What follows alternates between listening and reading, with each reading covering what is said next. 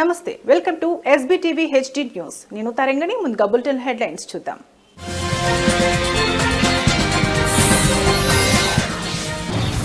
దేశ చరిత్రలోనే రికార్డ్, విద్యుత్ కార్మికులకు కోటి ప్రమాద బీమా.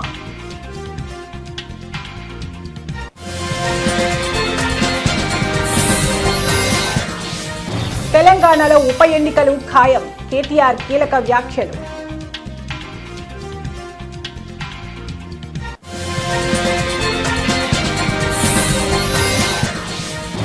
కాకినాడలో ప్రజా ఫిర్యాదుల పరిష్కార వేదిక కార్యక్రమం, ప్రజల నుంచి వినతులు అర్జీలను స్వీకరించిన కలెక్టర్.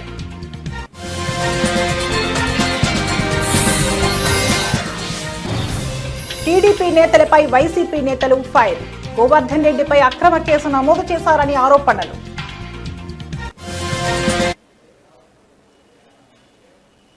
సంగారెడ్డి జిల్లా సమీకృత కలెక్టర్ కార్యాలయంలోని ప్రధాన సమావేశ మందిరంలో అదనపు కలెక్టర్లు రెవెన్యూ చంద్రశేఖర్, డిఆర్ఓ పద్మజారాణి ఇతర అధికారులతో కలిసి ప్రజావాణి నిర్వహించారు. ఈ సందర్భంగా కలెక్టర్ ప్రజల నుండి వినతులు స్వీకరించారు. ఆర్ఆర్ఆర్ రీజనల్ రింగ్ రోడ్ భూబాధితులకు 2018 గ్రామ పంచాయతీ వెల్యువేషన్ ప్రకారం పరిహారం చెల్లించడం సమంజసం కాదని రైతులు అన్నారు. కాబట్టి అప్పటి గ్రామ పంచాయతీ మున్సిపల్లో కలపడంతో మున్సిపల్ యొక్క పరిధిని పరిగణలోకి తీసుకుని ఒక ఇంటికి 2% ఇవ్వాలని అనంతయ్య రైతులతో కలిసి జిల్లా కలెక్టర్ని విన్నవించుకున్నారు.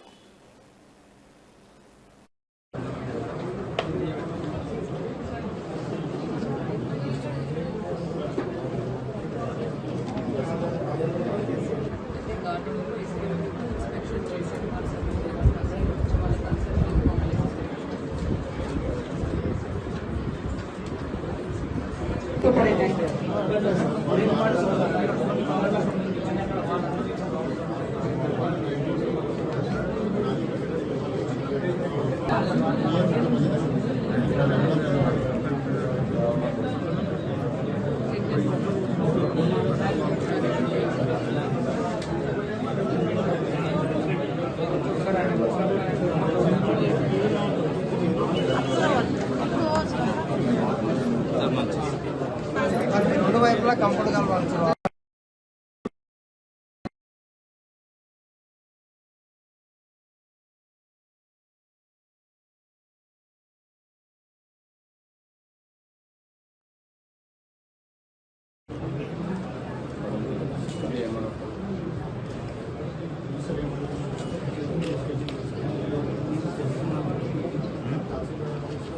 మొత్తం ఆపారు సార్. ఎఫెక్ట్ అయినాయి ఒక 30 ఉండొచ్చు సార్. అంటే అందులో మిగతావన్నీ పట్టాలని ఉన్నాయి సార్.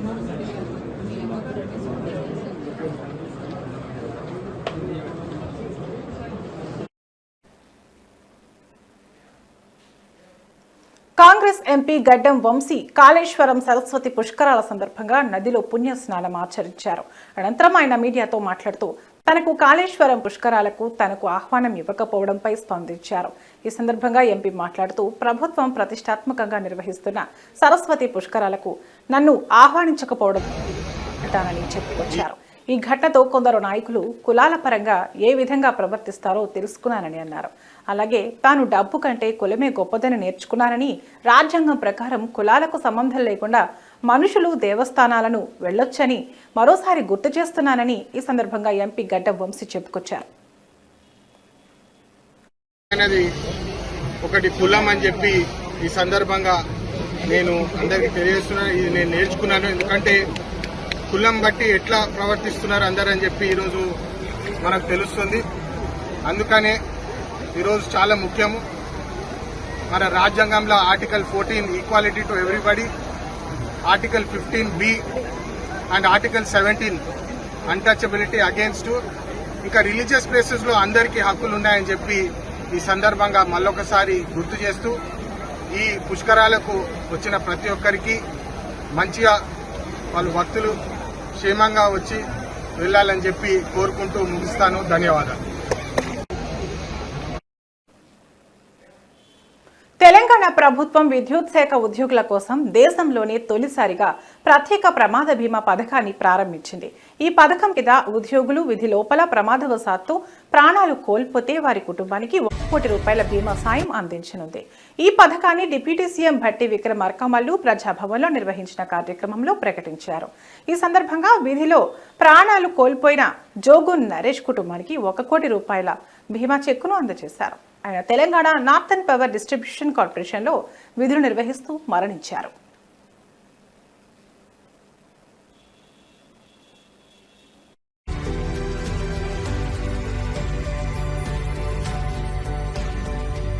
బహుశా దేశ చరిత్రలోనే విద్యుత్ శాఖల్లో పనిచేసేటువంటి కార్మికుల భద్రత కోసం మొట్టమొదటిసారి ఇంత పెద్ద గతంలో జీవిత బీమాలు ఉన్నప్పుడు కూడా 5 లక్షల వరకు ఉండేది.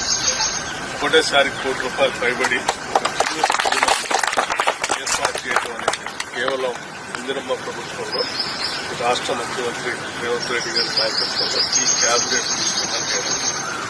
ఇంత గొప్ప కార్యక్రమం బహుశా కార్మికుల కోసం ఏ ప్రభుత్వం కూడా ఆలోచన చేసి ఉండకపోవచ్చు.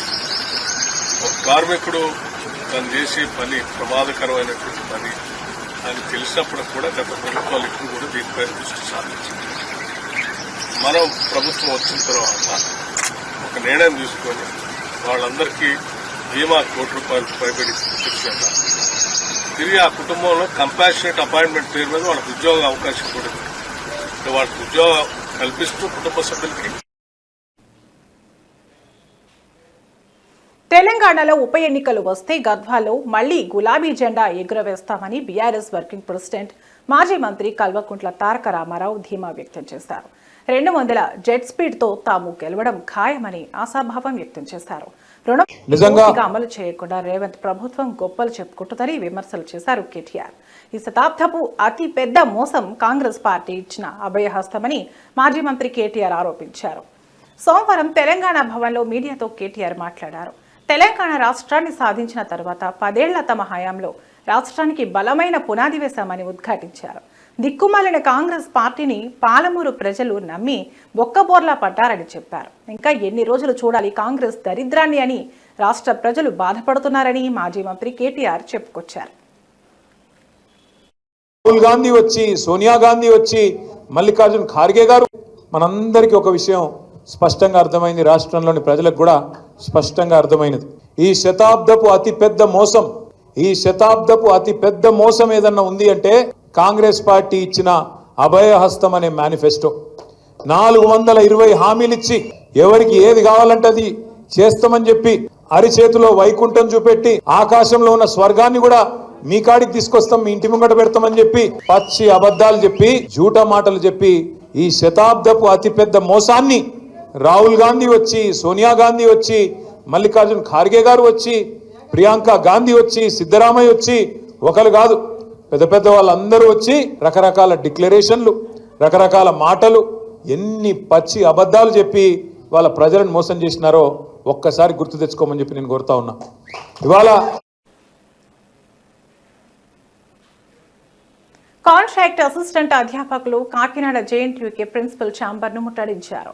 కాకినాడ జిల్లా జేఎన్టీయూకేలో గత 20 సంవత్సరాలుగా పనిచేస్తున్న కాంట్రాక్ట్ అధ్యాపకులను తొలగించే ప్రయత్నం చేస్తారని కాంట్రాక్ట్ అధ్యాపకులు సుందర్ కుమార్ ఆరోపించారు. యూనివర్సిటీ ఆవరణలో అంబేద్కర్ విగ్రహం వద్ద కాంట్రాక్ట్ అధ్యాపకులు ఆందోళన చేపట్టారు. అనంతరం జేఎన్టీయూ ప్రిన్సిపల్ కార్యాలయంలో జరుగుతున్న ఇంటర్వ్యూలను అడ్డుకున్నారు.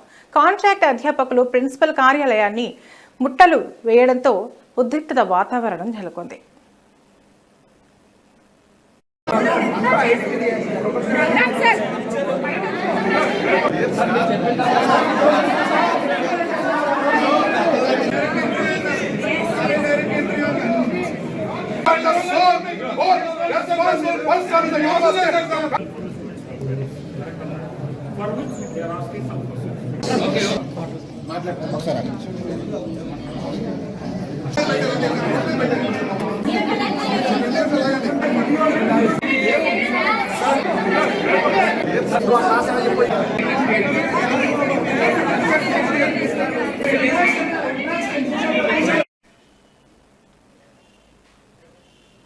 ప్రజా ఫిర్యాదుల పరిష్కార వేదిక కార్యక్రమంలో అందిన వినతులను అర్జీదారుడు సంతృప్తి చెందే విధంగా నాణ్యతతో సకాలంలో పరిష్కరించాలని కాకినాడ జిల్లా జాయింట్ కలెక్టర్ రాహుల్ మీనా అధికారులను ఆదేశించారు.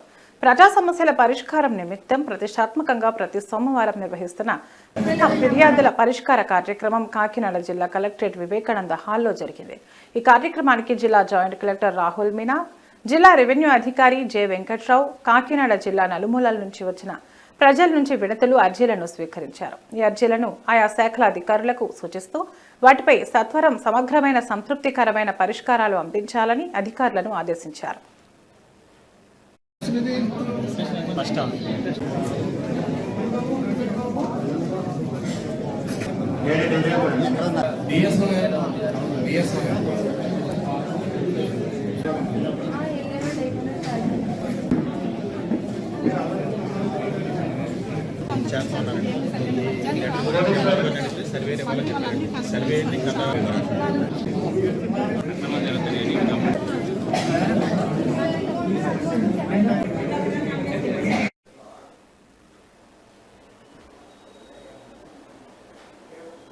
అక్రమ కేసుల విషయాల్లో టీడీపీ నేతలు తగిన మూల్యం చెల్లించుకోక తప్పదని పర్వతిరెడ్డి చంద్రశేఖర్ రెడ్డి ఆగ్రహం వ్యక్తం చేశారు. అబద్ధపు స్టేట్మెంట్ ఆధారంగా మైనింగ్ విషయంలో పోలీసులు గోవర్ధన్ రెడ్డిపై అక్రమ కేసు నమోదు చేశారని అన్నారు. ఇదే మైనింగ్ విషయంలో వైఎస్ఆర్సీపీ ప్రభుత్వంలో ఆరోపణలు వస్తే వైఎస్ జగన్మోహన్ రెడ్డి ఆదేశాల మేరకు అధికారులు విచారణ జరిపి అలాంటిదేమీ లేదని తేల్చారని అన్నారు. అయితే ఈ రోజు కాకాని గోవర్ధన్ రెడ్డిని అరెస్ట్ చేసిన పోలీసులు వారిని ఎక్కడ అరెస్టు చేశారు, ఎప్పుడు తీసుకువచ్చారన్న కనీస సమాచారాన్ని ఇప్పటి వరకు ప్రజలకు కానీ మీడియాకి కానీ తెలియజేయకపోవడం చట్టవిరుద్ధమన్నారు. ప్రస్తుతం మన మాజీ మంత్రి, ప్రస్తుత వైఎస్ఆర్ కాంగ్రెస్ పార్టీ నెల్లూరు అధ్యక్షుడు కాకాని గోవర్ధన్ రెడ్డి గారిని కూడా అక్రమ కేసులు పెట్టి, ఒక తప్పుడు కేసులు పెట్టి అతన్ని కూడా అరెస్ట్ చేయడం దారుణం కూడా. ఈరోజు దాన్ని అంతా కూడా ముక్త కంఠంతో కూడా ఖండిస్తున్నాం. ప్రజాస్వామ్యంలో ఎప్పుడు కానీ ఇటువంటి దానికి తావు కూడా ఉండకూడదు. ఈ కూటమి ప్రభుత్వం కేవలం కక్ష సాధింపులతోనే ముందుకు పోతాను తప్ప వారు ఇచ్చిన హామీలు అమలుపరచాలని చెప్పేసి అవి మాత్రం ఎక్కడిగానే ఆలోచన కూడా చేయలేదు. పూర్తిగా కూడా వైఫల్యం చెందింది. ఏదేమైనా ఇటువంటి అక్రమ కేసులు ఎన్ని బదాయించినా కూడా, మరీ ముఖ్యంగా కూడా వైఎస్ఆర్ కాంగ్రెస్ పార్టీ నాయకులు కావచ్చు, వారి ఎంపీలైనా, ఎమ్మెల్యేలైనా, మాజీ మంత్రులైనా, మాజీ ఎమ్మెల్యేలైనా, తుదకు అధికారులని రిటైర్డ్. ఇవి ఇప్పటివరకున్న బులెటిన్ అప్డేట్స్. మరిన్ని అప్డేట్స్తో మళ్ళీ కలుద్దాం. నమస్తే.